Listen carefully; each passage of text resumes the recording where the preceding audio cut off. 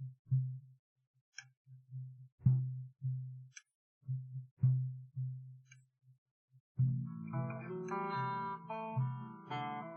evening, friends, and welcome to Sleepy Time Tales, a sleep aid podcast aimed at helping you to get a restful night. Do you find your mind plagued with the stresses of modern life, especially when the lights are out and you're trying to get a restful night? Do you find your mind spinning and churning? Follow my voice down the path towards a good night's rest. Listen to me tell a story that will keep your mind from wandering to your daytime problems, the ones that you can't solve right now, and that will be easier to solve with a solid night's sleep. Listen to my voice and allow yourself to drift, following the twists and turns, but slowly letting go and drifting off into the deep night. Before we get to the main story that you're here for in the principal part of the intro, I want to just talk a little bit about the business side and the promote a few little odds and ends. I do try to encourage my listeners to maybe try get involved a little bit on the Facebook page. I've got a few Facebook reviews which are much appreciated from some listeners who like what I'm doing for them, and thanks very much to all of you. And those Facebook reviews are actually quite a good way to get the word out. A lot of people talk about reviews on iTunes or Apple Podcasts, and while those do help, actually Facebook, as like it or not, is one of the real big ways people learn about things. So reviews on there will be very helpful, and testimonials that can be shared. And also everyone is on Facebook, so it's not too difficult to swing by. The Facebook page is facebook.com/sleepytimetalespodcast. Not hard to find.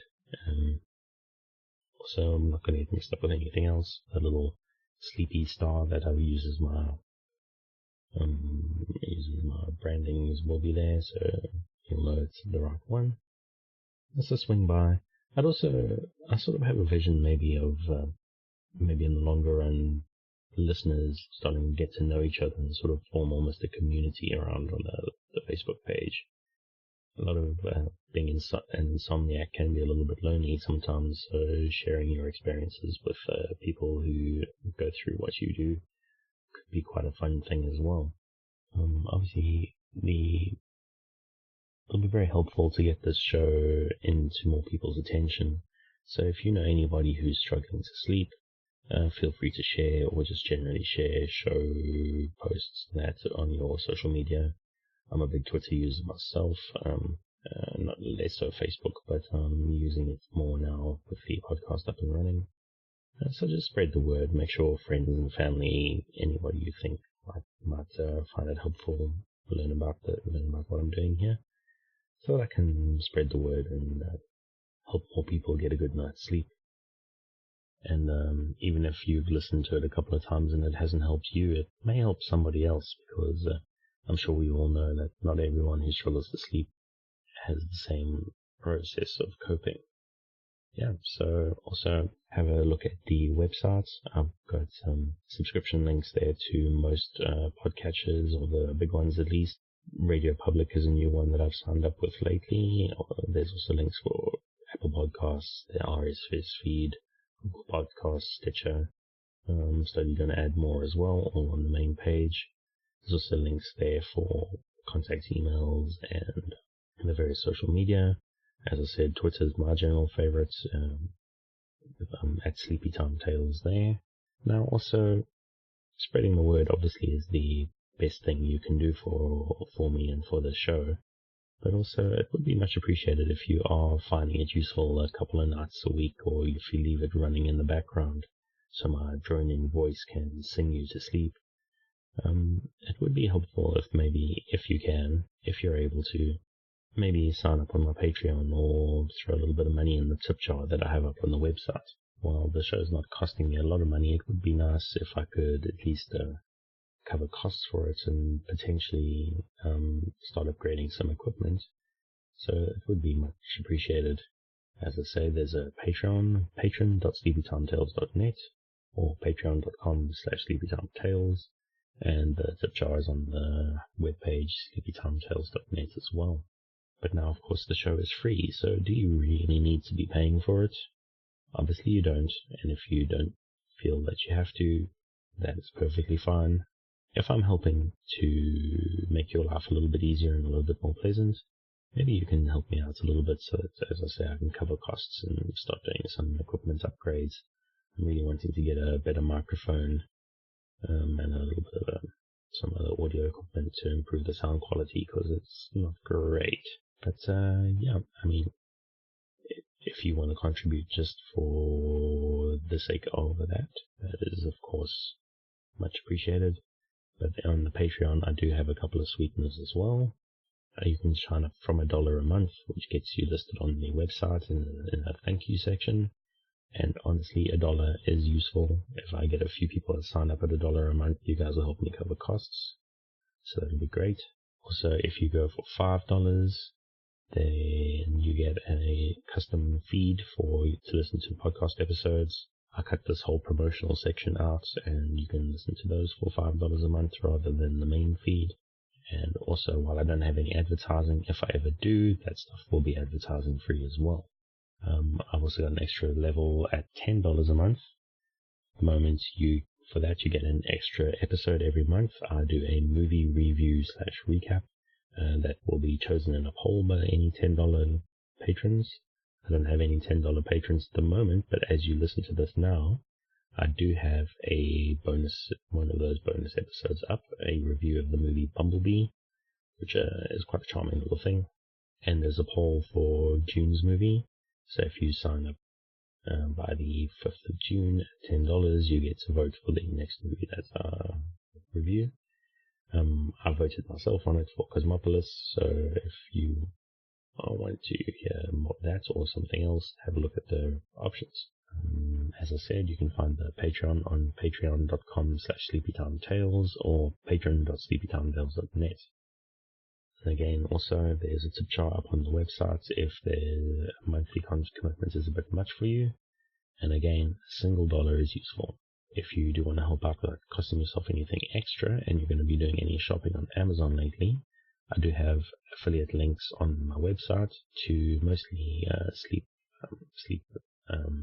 related products, things that are highly rated that could help you get a restful night. And if you go via those links and buy something else, I'll still get a little kickback that costs you nothing. So again, if you are going to be shopping anyway, it may be worth a look. The music in tonight's episode, and all episodes thus far, is Un Désert by Kumiku. Their music is available on the Free Music Archive, and they also have a Patreon, so if you want to kick a little bit of money in their direction, the link to that is in the show notes. I've also linked their website there. And now back to the regular intro.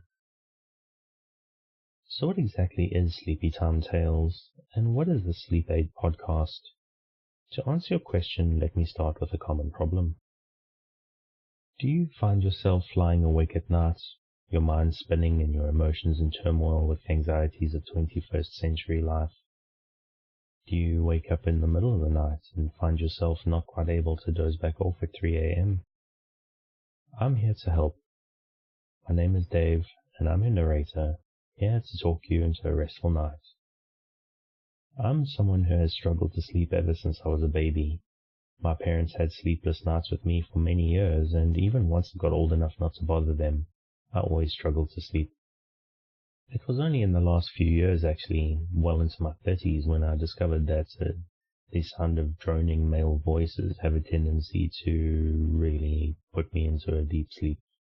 It happened when I was listening to video game podcasts at bedtime, and I found myself suddenly waking up at the end and having missed most of what I actually was listening to hope to learn. So I actually started listening to some that for the express purpose of helping me sleep. Fairly recently, I actually discovered that sleep aid podcasts actually are a thing. Experiences designed specifically for the purpose of helping the restful mind. I discovered one that worked very well for me, but when I shared it with other people, they didn't go for it because they didn't like the particular narrator's voice. So after a while, finding that it worked very well for me, I realized that I've got a boring, deep, drony voice, so maybe I should give it a try and see how it works. And so we are here tonight with you listening to me. This intro usually goes on for about 15 or so minutes. The purpose of the long, boring introduction to a bedtime story is actually quite well considered. The purpose is pretty much every episode gets some new listeners who may not quite know what the point is, and so that's me explaining it here and now. And for people who've been with me for a while, this is the opportunity for you to settle down and get the lights out and have your last drink of water and make sure you're in a comfortable situation to make your night's sleep as pleasant and easy as possible. So I go on tell this long, droning introduction that is pretty much the same most weeks with a little bit of variation. And you lie there in the dark and settle down and wait for the story to begin. The idea is what we are going to do here tonight is we're going to build a space together. We're going to build you a nest, a little safe space for you to rest in, something to keep out the disturbances of modern life while I tell you the story. The idea is that you listen to me quite closely as I tell you the story, to give you something to concentrate on so that the stresses and anxieties of modern life don't jump in and take over your mind, which is something that most of us insomniacs are, I think, quite familiar with. The idea is that you stop and listen, and the spinning mind that prevents you from getting a restless night's sleep slows down and follows the path. Tonight is the third episode of a sort of story series that I'm making up as I'm going along about, it's set in the far future where the human race decides to travel to the stars in constant acceleration ships that travel at close to the speed of light and accelerate constantly.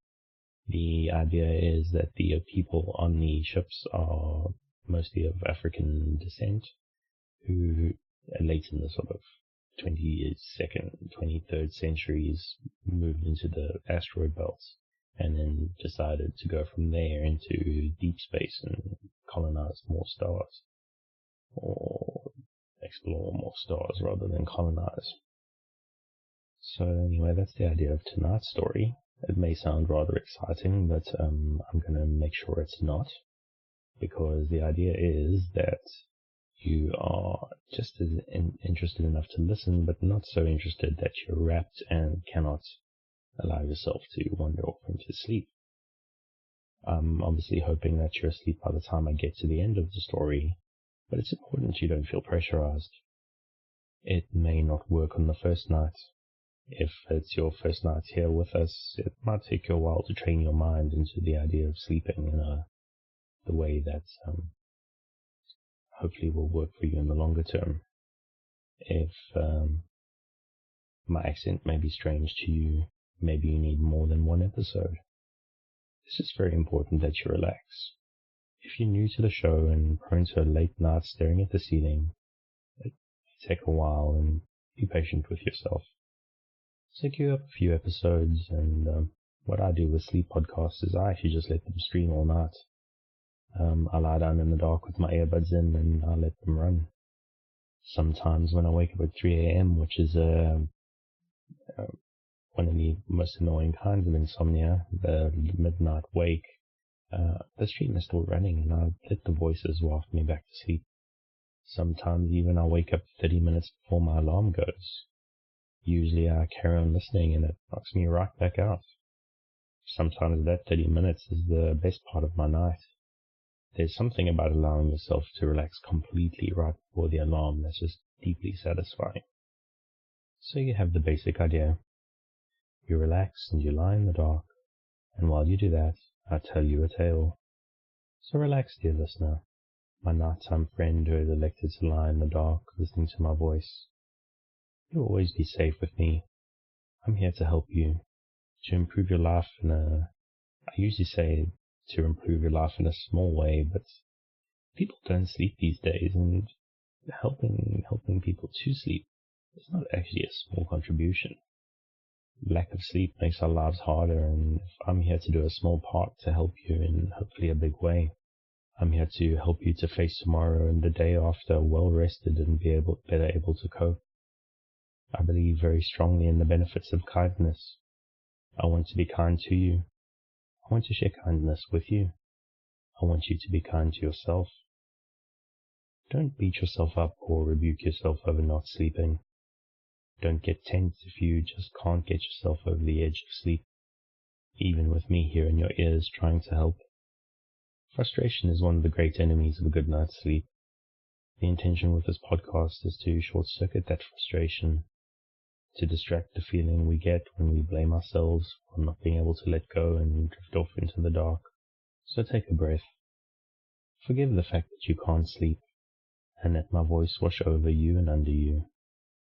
Take another breath. Imagine the warm darkness rising up, inviting you to sleep into a better life starting tomorrow. And if you can't let go, forgive yourself and try again tomorrow. If you've had a life of insomnia, sleep is something like an enemy, but it is not your enemy. It's a natural process that we have been pulled away from by stress and life, and the supposed progress that shines bright lights in our eyes at all hours. I'm here to work with you, to create a safe space, a cocoon in which you can curl up and allow nature to take its course. So if you're still with me, thank you for staying. If you're already asleep, we'll chat again soon. And of course you aren't hearing me, except maybe in a dream.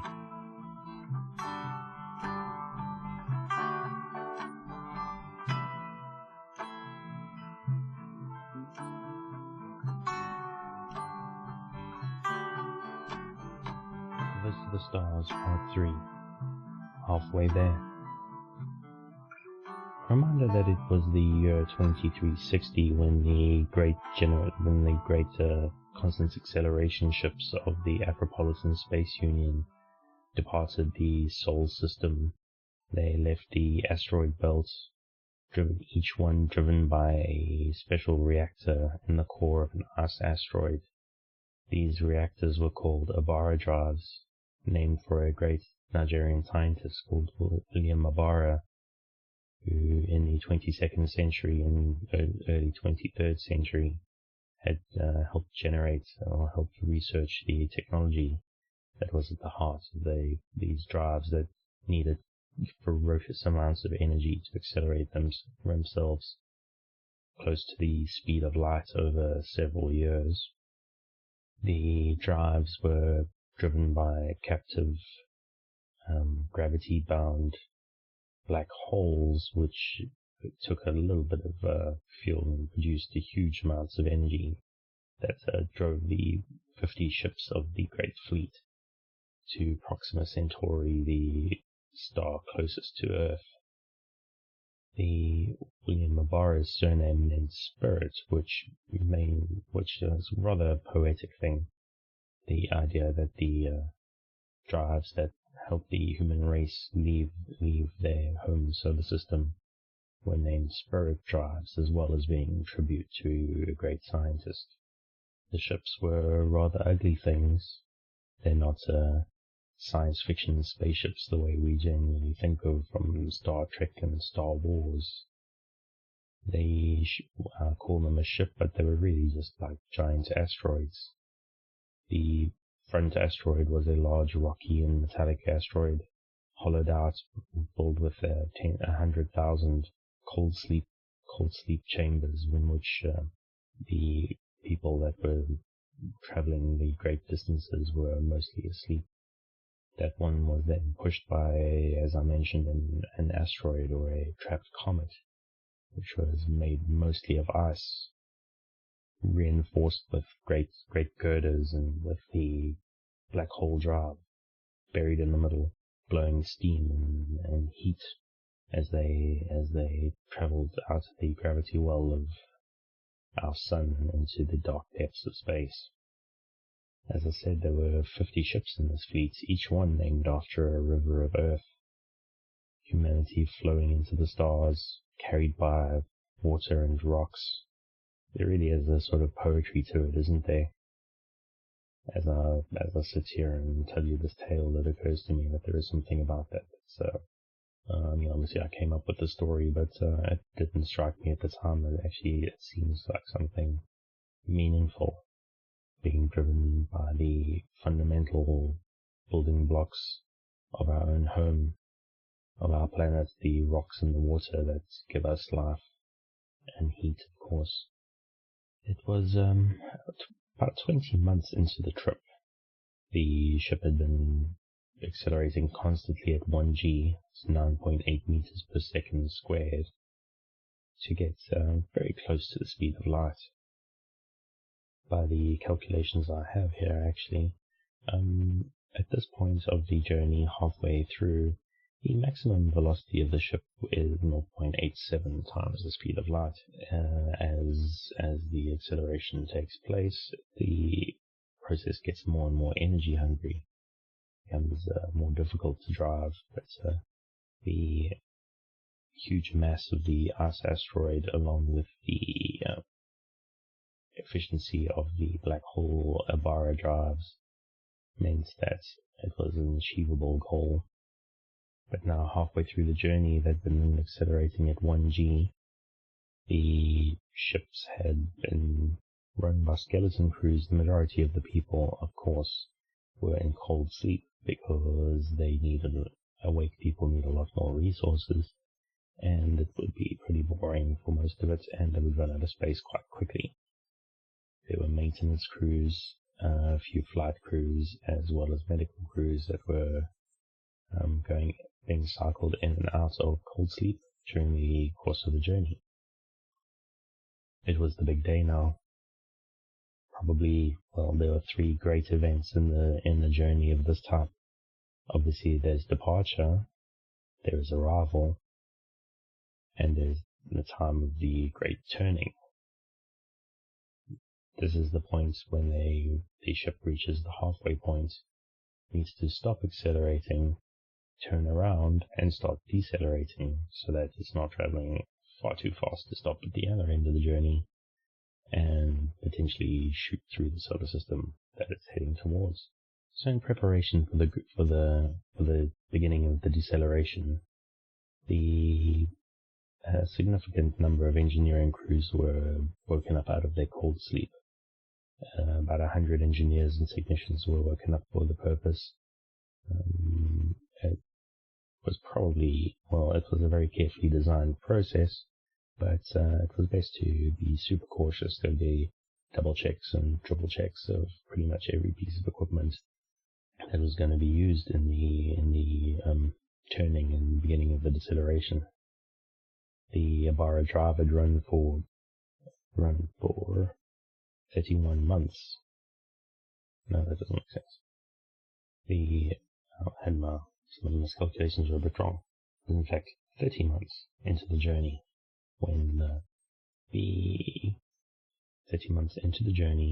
when the crews were awoken. The ship was at this point going a significant fraction of the speed of light, and as I said, after 30 months of the drive running constantly, it was the first time it was going to be turned off. There had obviously been test runs of these drives before, and things usually ran pretty smoothly, but it was always best to have as many hands on deck as possible, just in case something goes very, very wrong. So about 100 engineers and technicians were woken up and began preparations for engine shutdown and for turning around the ship, as well as the engineers and technical crews, and also a few extra doctors in case anybody got hurt. The primary flight crew that we met in the first episode was also woken up. The pilot Raiden Cameron, co-pilot Patrick Ilex, and flight engineer Corey Darren were woken and were prepared for the process of turning around and slowing down. Something I think I mentioned in the previous episodes is how it's very important to keep in space when there is very little, well, there's no possibility of outside help when you are 2.5 light years nearly away from planet Earth. So it was very important to constantly monitor the crews. So they were woken up and they were given very extensive medical checks, and they did some exercises and a few psychological tests, because some people, it was very rare, but did come out of cold sleep. Some people got caught into bad dream loops and things like that, so some people were a little bit traumatized by the process. But flight crews and military types tended to be emotionally hardened from processes like that, as well as being physically very fit and having spent many years in space. They were cleared for duties immediately. Reid and Cameron had a fairly significant interest in astronomy, as well as being a ace pilot. She had hunted pirates during her military career. There wasn't really much need for the society in the asteroid belt was a society of plenty. Nobody really went without. But you always kind of get people who are a little bit greedier than everybody else, and so every now and then some types would turn to crime to try and get themselves further in life. There were some people that fancied themselves pirate lords who wanted to establish their own independent settlements, and while nobody was a prisoner of the Anthropolitan Union, the people of that sort often felt like they needed extra resources that they weren't due and would help themselves. And so the Anthropolitan Asteroid Belt Union would had a small but rather active military hunting down and generally trying to capture people like that. But Reid and Cameron spent a lot of time in space, and besides fondness for flying, she also developed an interest in astronomy and the astronomical bodies that she encountered so much in her life. So she went to visit some of the astronomers. The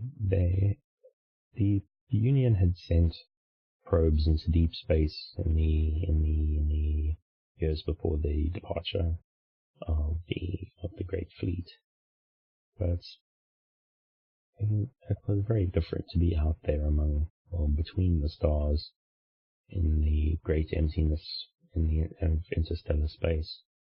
So she went to keep some company and learn from some of the duty astronomers, some of whom had stayed awake very nearly the entire period up to this point. She went and she looked through the telescopes and looked at what was out there. The fact is, there really wasn't very much.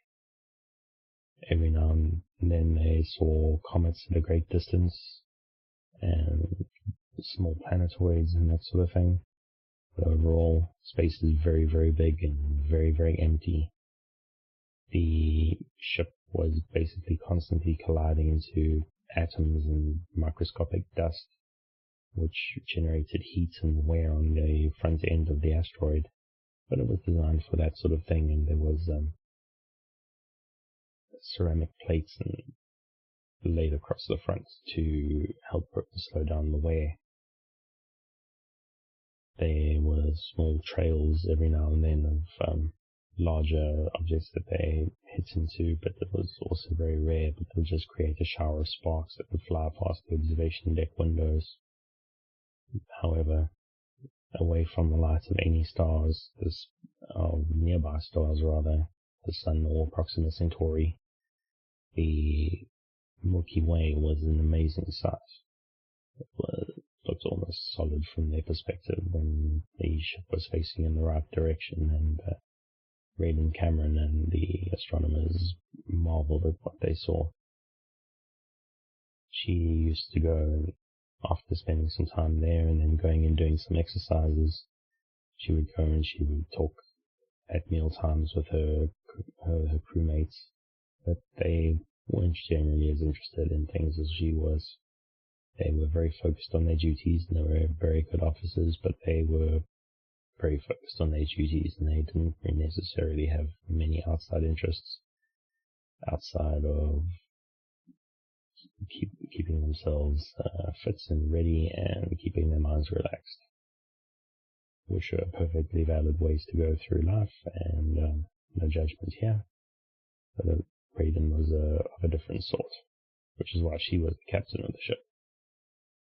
And so it was that 30 months into the trip, the engines shut down.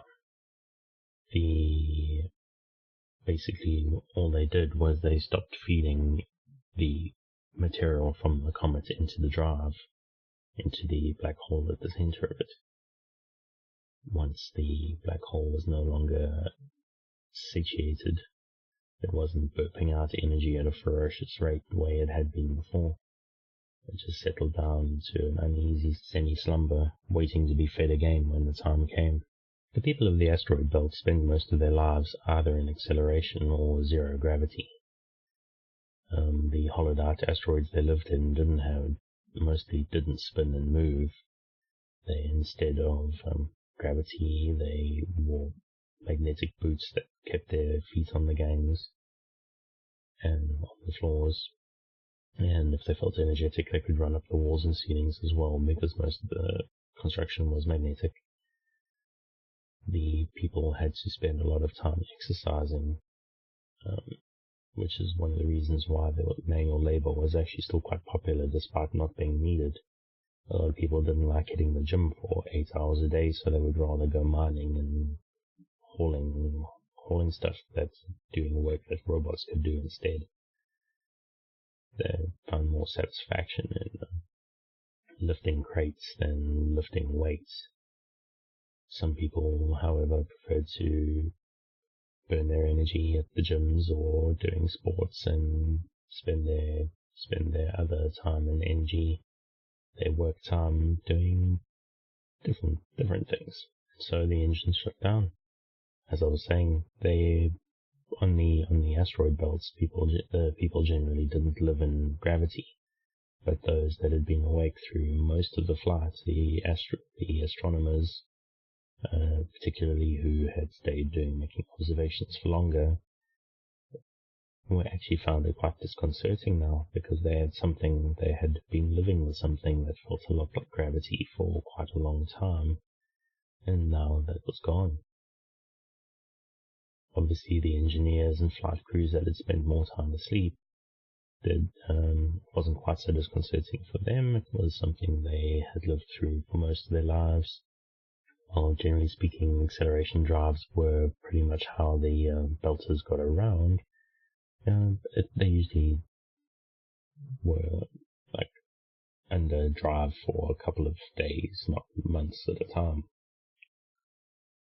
Because of constant acceleration, even at 1G, although they usually accelerated less because 1G uses a lot more fuel, even at constant acceleration, they would be going wickedly fast quite quickly, and it was they got to where they were going pretty soon, and of course they knew the time to slow down, so accelerations didn't burn for months. It was usually a few hours or days.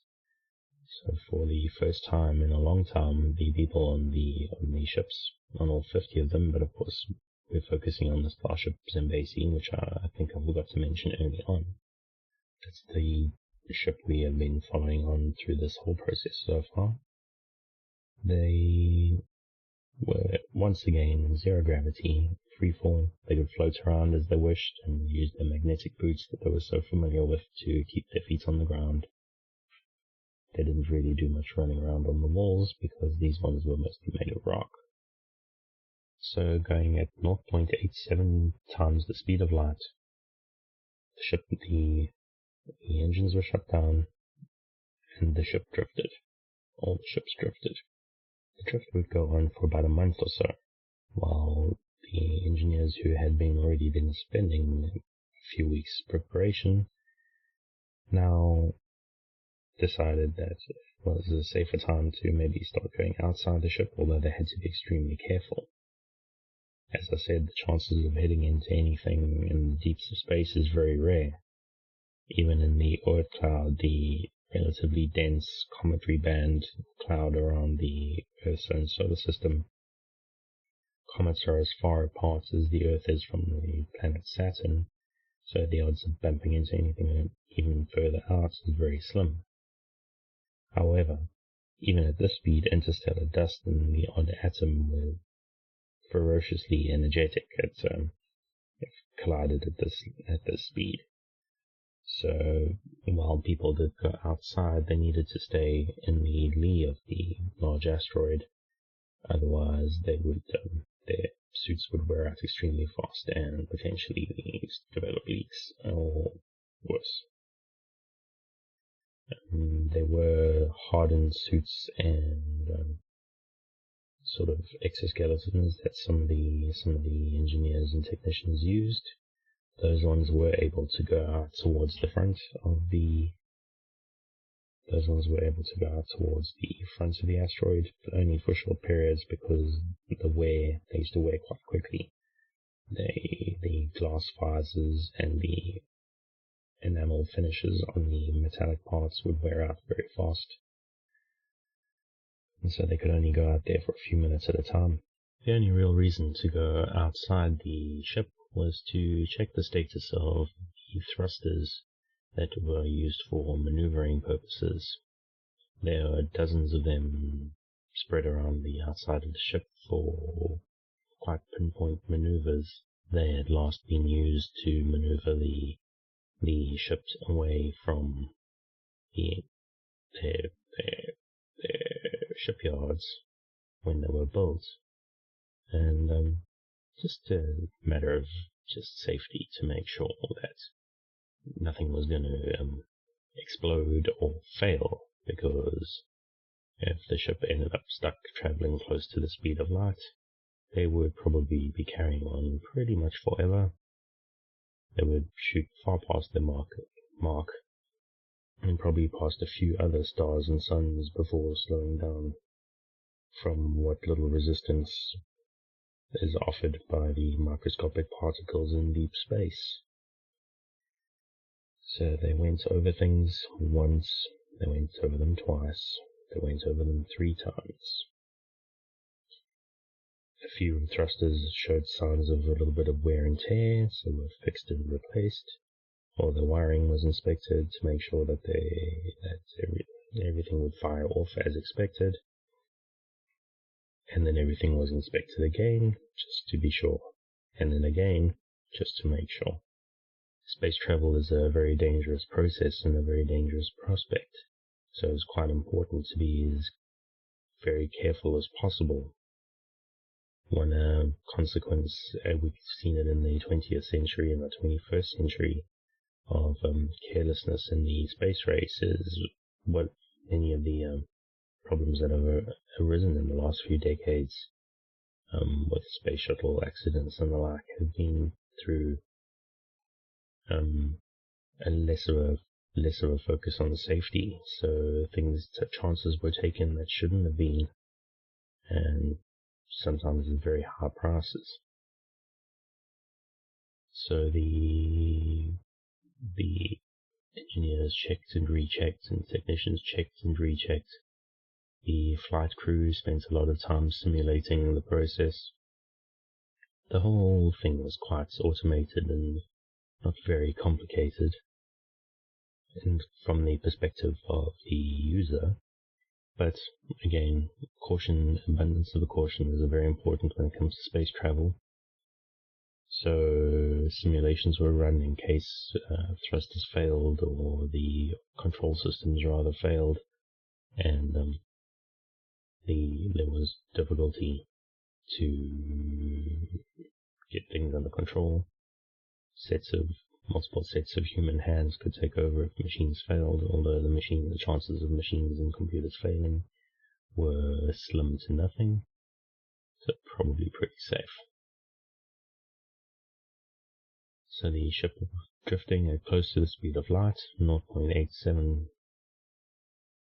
speed of light, 0.7 C, drifting under its own power when the process began. There was a 1 hour count echoed around the ship for people to get into their positions. Most of the technicians didn't have anything too much to do, so they strapped themselves into seats where they could monitor screens and were close to their stations where they could intercede if it was necessary. Some of the head engineers, about 15 of them, were in the control room to prepare for the process, all very tightly strapped in because it was going to be some interesting G-forces taking place as the few 100,000-ton ship was going to spin on its end to end. The flight crew were in their seats 30 minutes in advance of the firing of the thruster rockets. They decided they wanted to, well, it wasn't they decided, policy was set that they were going to be in position well in advance. Even the secondary flight crew had already also been woken up, as even further redundancy, just in case something went wrong, or not very likely. So the countdown ran from 30 minutes, then at 5 minutes there was the last station's call. Red lights started to flash, and there was sirens went to make sure that people knew now is the time to be in your seats, and if you're not, strap yourself down. At 30 minutes the sirens went again, but the lights stopped flashing. And then they waited, and then they waited. Technicians from all the ship signaled their readiness, and the countdown actually was vocalized. They got to the 20 seconds, then they got to the 10, 9, 8, 7, 6, 5, 4, 3, 2, 1. When they hit the 0, Wade and Cameron flicked a switch, and the thrusters, in a very carefully coordinated series, started to fire. Vibrations went through the ship as the small chemical rockets fired off, and the rather disconcerting motion set in as the ship started to spin around from end to end.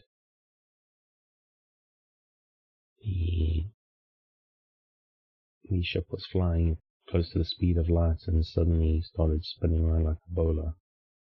At least that's what it felt like from inside. Two balls with held together by gantries and scaffolding.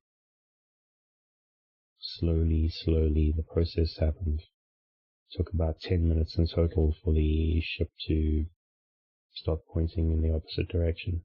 The part that made most of the movement was actually the rocket module, the engine module, the ice asteroid. The ice asteroid pivoted around the rocky iron-filled asteroid of the principal habitation asteroid. It went from pointing towards our sun. It slowly rotated around and around and around, and the rockets pointed themselves at Proxima Centauri as the thrusters stopped. The main thrust stopped, and thrusters on the opposite end fired to stop the rotation. It took a couple of little mini bursts of rocket flames to get things settled and stop it from swinging even further than it was supposed to, and then it was ready. This was only the beginning of the process, though. It would be a couple more weeks before they fired the Abara drive up again to start the deceleration. So the engineers and technicians all left their seats, and they went to inspect and make sure everything had gone well. They weren't going to need the thrusters again until they got to where they were going, so those were left. But they inspected the structure very carefully because they inspected the structure very carefully in case there was any kind of strain or stress on the constructed parts, the gantries that held the two asteroids together. However, it was a very well-built ship and everything was looking perfectly fine. But 100 engineers and technicians swarmed over it to make sure everything was absolutely ship-shape in preparation for the deceleration process. Everyone who was awake for this at the beginning was still awake at the end. The flight crews remained out of the cold sleep. They spent a lot of time again just eating and exercising and keeping themselves busy. Braden Cameron went out to the observation views again. Because the ship was facing in the opposite direction now, they could actually do spacewalks. They went out, and she went out with a couple of the engineers to inspect the outside of the habitation asteroid. She had gone out before, if you may recall, in the first episode when the Zambezi had been the only one of the fleet to hit an asteroid and had taken some damage. So she had gone out when they did the inspection and repairs previously. It had changed quite a lot in the time since she had been out there. As I mentioned, close to the speed of light, even the dust and atoms of deep space cause great wear. So what had been the front of the ship is now the back of the ship pointing back towards Earth. Was very worn and a lot smoother than it had been last time she'd been out there. She looked up and she saw tiny dots of the Sol, the sun around which the Earth and all the human race up till that point had orbited. But they were well beyond that orbit now, heading towards the orbit of Proxima Centauri. Very soon they would be past the halfway point and firing their thrusters, well, not their thrusters, the main Abara drive to slow themselves down and get themselves into position and arrive at their new home, the human race's first place among the stars. So she went again. She spent some more time with the crew, and then after a couple of weeks, something very similar happened. Most of the engineers, about half of them rather, had gone back into their cold sleep. The secondary flight crew had also gone back into their cold sleep. The beginning of the deceleration could be quite a traumatic process potentially, so they wanted as many people asleep as possible.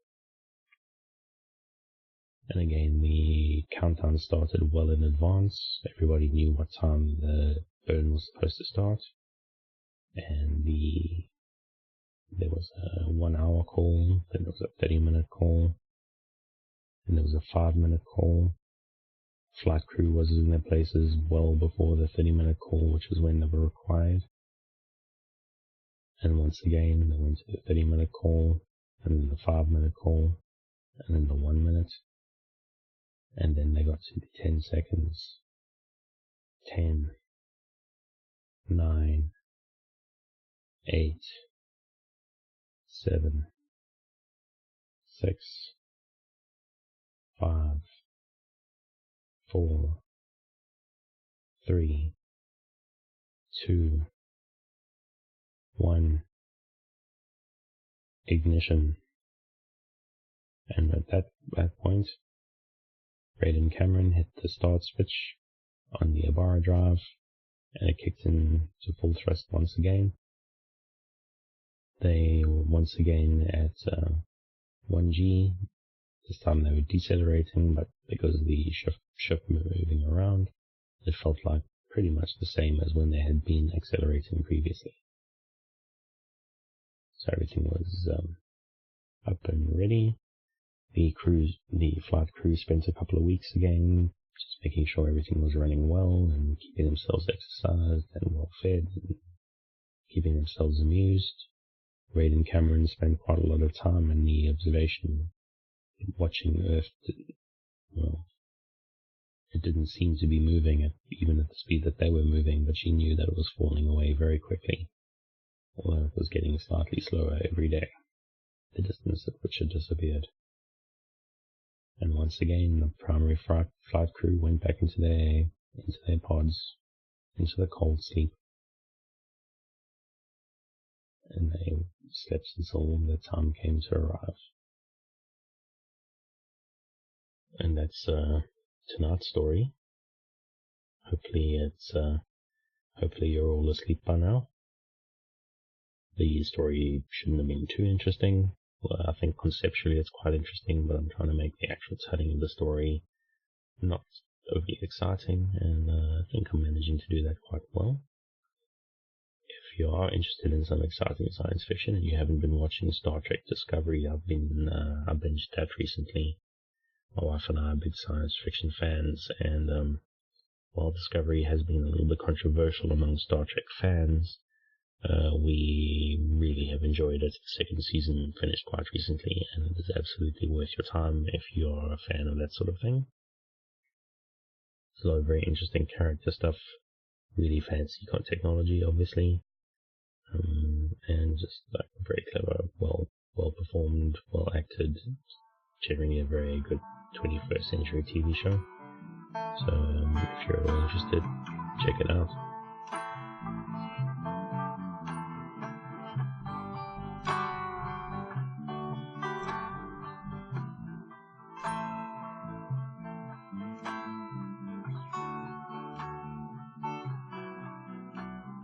Thank you for joining me on this episode of the Sleepy Time Tales podcast, the sleep aid podcast designed around a bedtime story to help you get a restful night.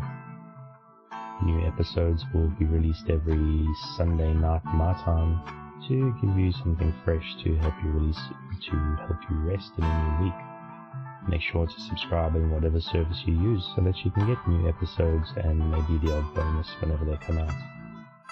A reminder that music for tonight is Un Désert by Kumiko. Check out more of their work on their website, and if you're inclined, you can help contribute on their Patreon, which you'll find linked in the show notes. Good night, and sweet dreams.